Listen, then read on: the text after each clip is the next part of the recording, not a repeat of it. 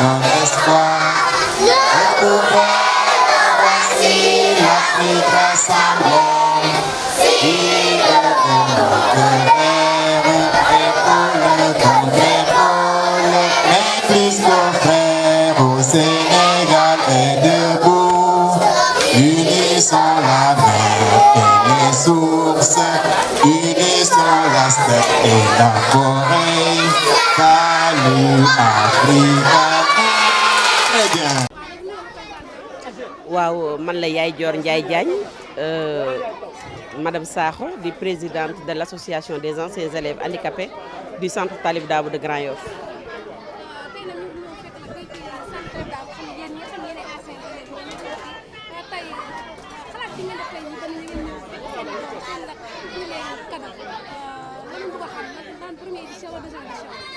waaw c'est une première édition parce que yaakaar naa bi association bi sosoo depuis 2020 ba léegi ñi ngi soog am activité au sein du centre Talib Dabo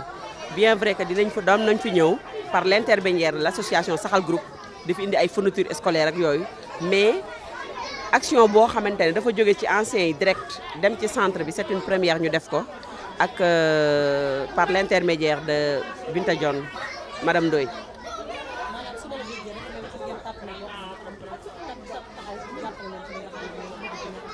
waaw dañoo am benn partenaire boo xamante ne mën naa ne suñu rakk la parce que Omar Wali Dione ku ko xam ne mooy adjoint secrétaire général yàgg ci Talib Dabo bi nekk ci bokk ci ñun di ancien rakkam sëram mooy Binta Dione Madame Ndoye moom moo ñu njëkkoon a may ay béquilles ak ay fauteuil roulant Binta moom moo dellusiwaat ne dafa am yéene chaque année mu jox ñu ay cadeaux pour ñu distribuer ko boo gisee moment bi du moment distribution mais il fallait ñu def cérémonie bi parce que bientôt décembre te bëgguñu cadeaux yi fekkante ñu ne léegi comme cadeau yi dafa ñëw tombeeg veillu koor gi ñu ne nañ bàyyi ba koor gi passé bu koor gi passé ñu def distribution di xaar mois de décembre Binta indee ñu yeneen cadeau yi pour ñu mën ko soog ko mën a distribuer incha allah.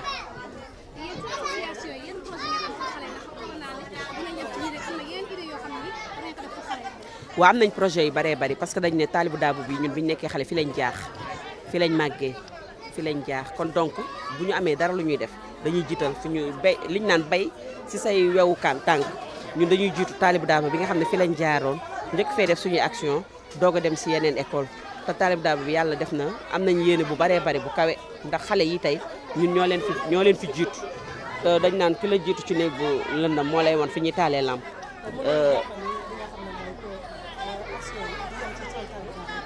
non ñun suñu action dañ koy gën a yaatal parce que yaakaar na yéen am nañ yéene ci anciens yi bépp ancien bu jaar centre Talib Dabo moo tax dañuy profité sax ci occasion bi def appel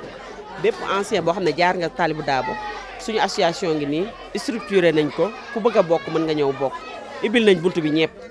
am nañ yéene cadre pour promouvoir les anciens du centre Talib Dabo am nañ yéene xale yi nekk biir centre Talib Dabo lu ñu leen mën a jàppalee ñu jàppale leen ko ba ñun fi ñu egg tey ñoom ñu mën fa egg incha allah parce que yaakaar naa li ñu may wax toujours biir anciens yi lépp a ngi ci biir anciens yi am nañ ay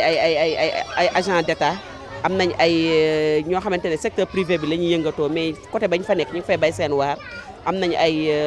animatrices am nañ lépp daal ci biir anciens yi am nañ ñëpp ndax am na ñoo xamante ne sax seen kii yu bopp la ñu yor te ñu ngi ciy bay seen waar bu baax a baax donc nag ñun fi nga xam ne foofu lañ jaar loolu lañ ñaan yàlla xale yi nga xam dañoo topp suñu ginnaaw ñu jaar foofu. en tant que jigéen nga nekk coordonnatrice ci anciens élèves yi lan nga mën a wax ay parents yi nga xamante ne dañuy doomu handicapé seen biir kër yi parce que yaakaar nañu doomu handicapé war na mën a avancer.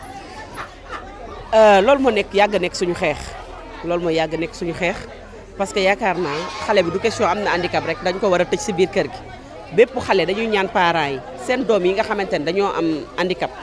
li war nañ leen mën a jëriñ lu ëpp que yeneen doom yi kon nañ leen génnee dugal leen ci école yi école spécialisée yi ñi ngi fi comme Talibou Dabo école inclusive yi ñi ngi fi parce que man je suis pour l'inclusion parce que am na xale yoo xamante ne bu ñu soree te mu leer la ne xale bi mën na dem jàngi école bu dindil complexe bi mu am ci handicapam xale bi dem jàngi ci yeneen école yi loolu tamit dañ koy ñaan yàlla. aussi tamit li nga xam ne mooy partenaire bi dafa mel ni dafa am koo xamante ne ancien élève la ñu bokk ak moom xam nga dara dafa xeer est-ce que tamit mbokk handicapé yi tamit képp koo xam ne parent handicapé mën na yàlla mën na ko ñu defoon noonu tamit yëpp ah mais àdduna noonu la tey ji déjà marraine bi ñu jël marraine bi sama grande sœur la tey marraine événement bi sama grande sœur la kon dañu naan tey li ma indee sama grande sœur def ko marraine Omar Wali sœuram am benn entreprise bu tudd entreprise Hervé monsieur et madame Hervé ñoom ñoo ko am depuis France ñoom ñoo ko jàpp ñoo ko may cadeau yi mu ñoo may ñu ko tey jii yow Aïssatou yow mën nga am sa benn mbokk bu am war a am lu jaadu ñu jox ñu ko Oumy Sène mi noonu ak keneen ak noonu yaakaar naa ñun ñëpp war nañu am ku nekk mën na indi benn grain ci Talibou Dabo pour mu gën a développer.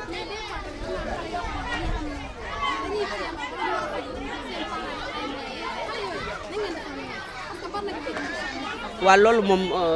Oumy yàgg nañ cee man yàgg naa ci dox sax laay wax personnellement avant may nekk présidente Talibou Dabo yaakaar naa bokk naa benn association les petits bouts dañuy jàppale xale bu feebar dañuy jàppale xale bu néew doole dañuy faye ay xale seen étude ak yooyu loolu yàgg nañ ci dox te boobu yaakaar naa nekkaguma sax association Talibou Dabo ah nit nag boo doon dem di def leneen feneen ak sa mag nag loo xamante ne sa biir kër la.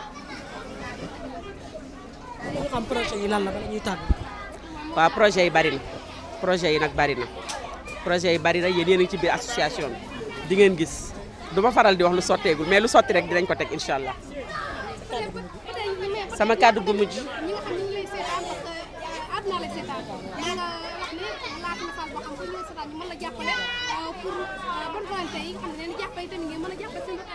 waaw loolu la ñuy ñaan dañuy ñaan yàlla bonne volonté yi képp ku mën a jàppale association des anciens élèves handicapés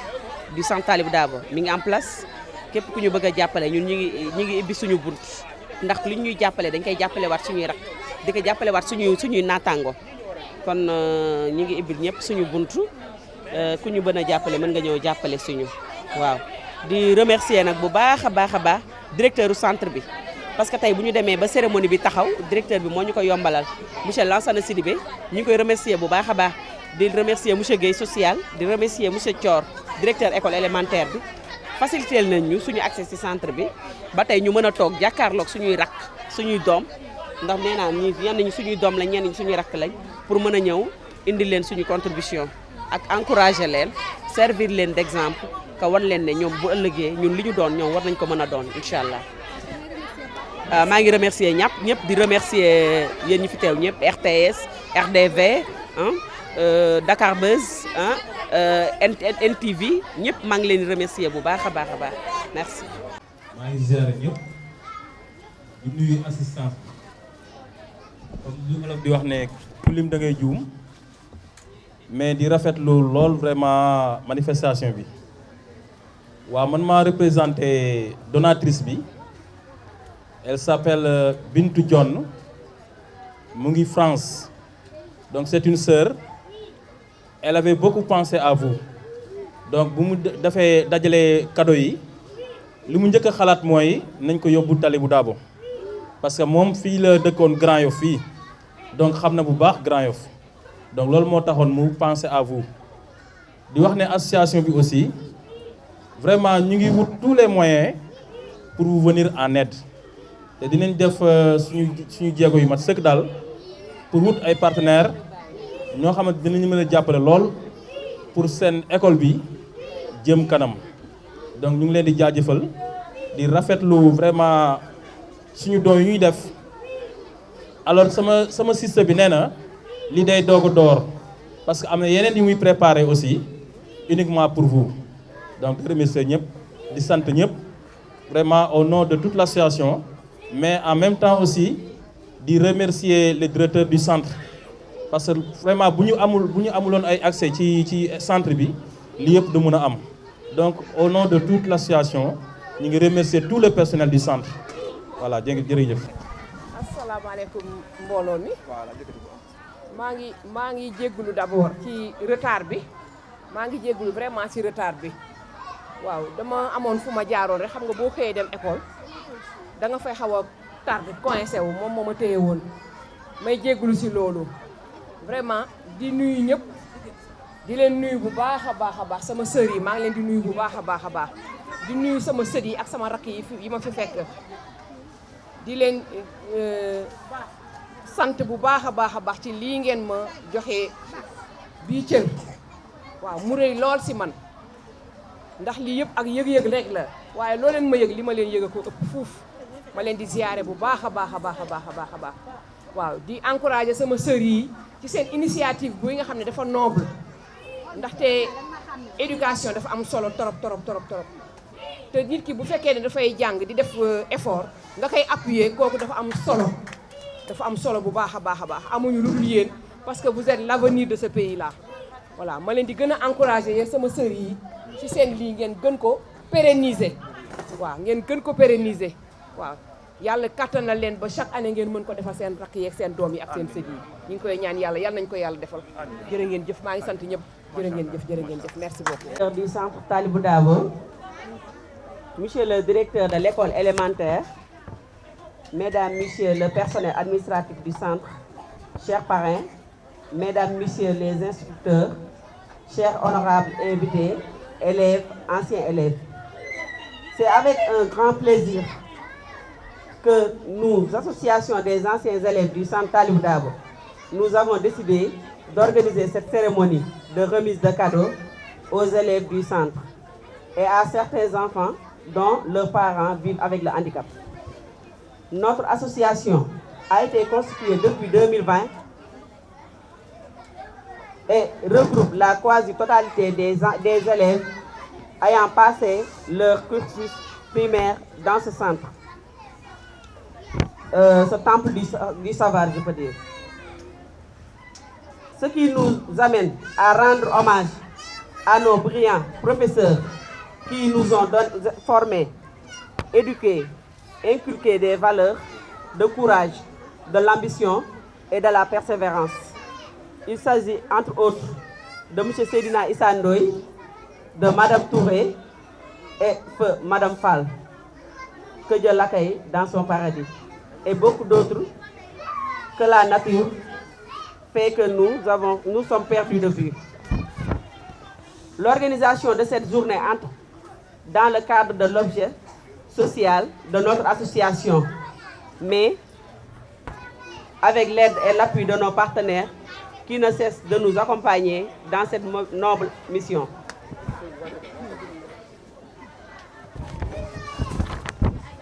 Ainsi, en mon nom, au nom de tous les membres de l'association, nous formulons nos sincères remerciements à M. le directeur de l'école, en l'occurrence M. Sidibé, et tout le staff qui l'accompagne pour nous avoir autorisé à organiser cette cérémonie dans l'enceinte de ce centre et de n'avoir ménagé aucun effort pour le bon déroulement de cette journée. Par ailleurs, nous remercions profondément le directeur de l'école, M. Thior, et toute son équipe pédagogique pour leur diligence et orientation pour la réussite de cet événement. Mention spéciale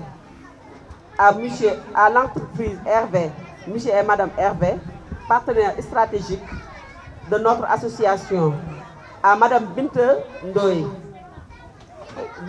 John et M. Ndoye, qui nous ont offert ces lots de cadeaux. Nous le remercions très profondément et leur souhaitons un succès majeur dans leur projet. Nous ne pouvons terminer sans remercier nos parrains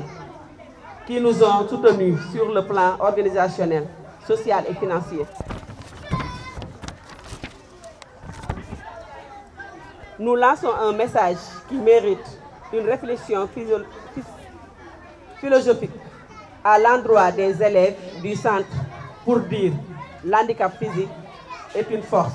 qui permet de gravir tous les échelons de la vie. Mais la peur et le manque de confiance en soi et l'ignorance sont des obstacles pour réussir dans la vie. Merci de votre attention et à la prochaine. Merci beaucoup. Vous êtes contents? Vous êtes contents? Merci beaucoup. Voilà, bonjour à tout le monde. Bonjour Madame la Présidente de l'Association des anciens élèves du centre Talibou Dabo. Monsieur le secrétaire général adjoint, Monsieur Omar Wali John, Madame la marraine, donc chers membres de l'association, chers enseignants, chers enfants, chers élèves, chers membres du personnel, vous avez j'allais dire la salutation du directeur du centre Talibou Dabo, qui est empêché pour des raisons de travail. Sinon, il serait en personne ici avec vous pour fêter cet événement qui est d'une importance capitale, parce qu'étant une activité dirigée envers les enfants, des enfants qui nous sont si chers. Je voudrais donc, avant d'aller plus loin, remercier en tout cas tous ceux qui ont participé à la réussite de cet événement, notamment les partenaires, comme l'a dit tout à l'heure la présidente, Madame Bintou John, que nous remercions, l'entreprise Hervé aussi que nous remercions, parce que tout ce qu'ils ont fait, en fait, ils l'ont fait pour les enfants du centre qui sont sous notre responsabilité. Donc je voudrais donc au nom du directeur vraiment remercier les partenaires, remercier l'association, remercier tous les membres de l'association vraiment qui n'ont ménagé aucun effort, n'est-ce pas, pour la tenue de cette activité vraiment qui est à saluer. À l'endroit de l'association, je voudrais dire quelques mots, parce que voilà des personnes, c'est vrai, qui sont des anciens du centre, mais qui n'ont pas oublié le centre. Depuis, ils ont fait ici leur cursus, leur première année de scolarité, mais vraiment, ils n'ont pas oublié le centre. Ça fait depuis quelques années, vraiment, il y a plusieurs actions qui ont été faites à l'endroit de ces enfants. Je pense que ceci mérite d'être salué. Et en tout cas, nous vous en sommes très reconnaissants par rapport à l'intérêt que vous portez à ce centre et à l'intérêt que vous portez à ces enfants qui nous sont si chers. Donc, remerciements donc à tous les membres de l'association. Vous avez nos encouragements. Et vraiment, on souhaite que vous puissiez faire encore plus dans les années à venir, parce que vous avez la détermination, vous avez la conviction, et vous avez en tout cas des partenaires à vos côtés, et vous avez aussi, en tout cas, à notre endroit, en fait, en tout cas, une collaboration certaine au niveau pour le centre Talibou Dabo. Nous serons toujours à vos côtés, parce qu'en fait, comme on l'a dit, hein, nos portes vous seront toujours ouvertes. Nos portes vous seront toujours ouvertes, parce que tout ce que vous le faites pour nous, en fait. Voilà. Donc, remerciements donc, aux membres de l'association. Vraiment, nous vous encourageons vraiment pour toutes les actions que vous avez eu à faire et que vous ferez certainement aussi à l'avenir, n'est-ce pas, pour les enfants. Parce que je sais que ce que nous sommes en train de faire aujourd'hui, je ne dirais pas que c'est un début, mais en tout cas, c'est une continuité de ce que vous avez commencé et que vous allez certainement continuer envers ces enfants. Bon, sachez que nous sommes disposés à vous accompagner encore davantage pour les actions à venir. En tout cas, c'est ce que le directeur nous a recommandé de vous dire. Nous sommes disposés à vous accompagner, n'est-ce pas,